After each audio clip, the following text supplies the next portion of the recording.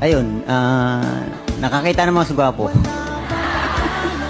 Sinabi niya sa'yo, nandun siya sa abroad, saan? Nasa Taiwan po. O, tapos sinabi niya sa'yo, nahuli mo, nalaman mo, paano?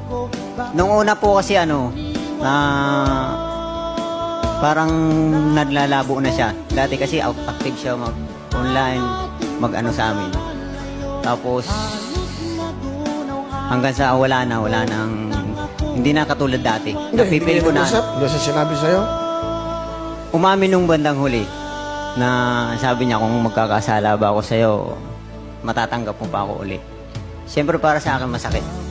Tinanong niya yung kung sakali o nagkasala na siya. Yun ang tanong ko. Sabi ko, bakit nagkasala ka na ba? Sabi niya, hindi na siya sumagot.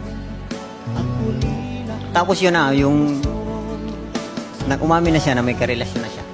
Hanggang sa pag-uwi rito, sinama sa bahay. Ha?